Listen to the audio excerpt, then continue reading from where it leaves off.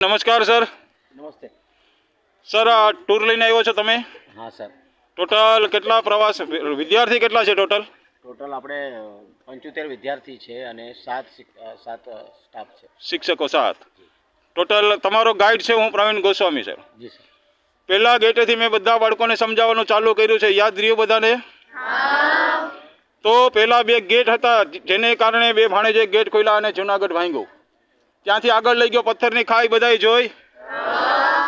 એ પછી આગળ લઈ ગયો નીલમ અને માણેક તોપ, જેને કારણે આપણે જુનાગઢને હારી ગયા હતા. આ સમજાયું બધું? ત્યાંથી આગળ લઈ ગયો રાણીના મહેલમાં નીચેનો માળ જ્યાં તાળા માર્યા હતા, જોયું તો? એની અંદર કેટલા રૂમ છે આ બધું મેં કીધું.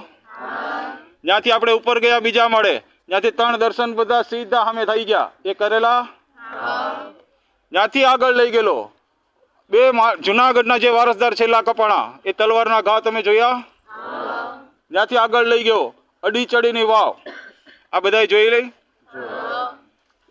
ત્યાંથી આગળ લઈ ગયેલો એ હતો નવઘણ કૂવો. તો નવઘણ કૂવો કેટલા માળનો છે, કેટલા પગથિયા છે, આ બધું મેં સમજાવ્યું છે.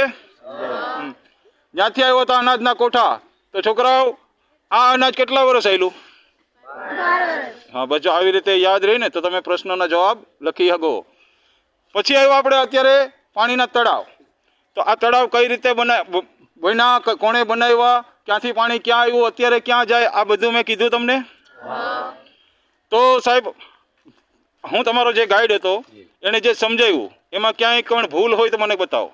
ના ના, ખૂબ જ સરસ રીતે તમે સમજાવ્યું અને વિસ્તારપૂર્વક જે તે આ બાબતો ક્યારે બની, કેવી રીતે બની અને એની સાથે સાથે કયું મહત્વ હતું એ બધી જ વસ્તુ ડિટેલમાં સમજાવ્યું છે.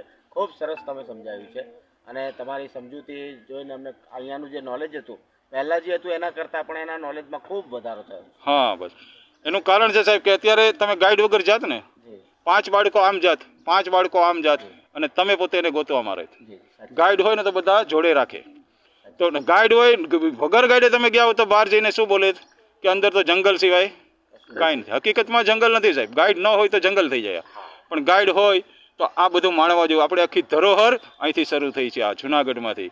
કેમ કે જૂનામાં જૂના 2 જ ફોર્ટ, જુનાગઢ આ એક અને એક મથુરા, આ 2 જૂનામાં ગઢ. સમજાઈ ગયો હવે? તો હવે બધા ખુશ? તો ખાલી એકવાર બોલો, ગિરનારી મહારાજ કી જય.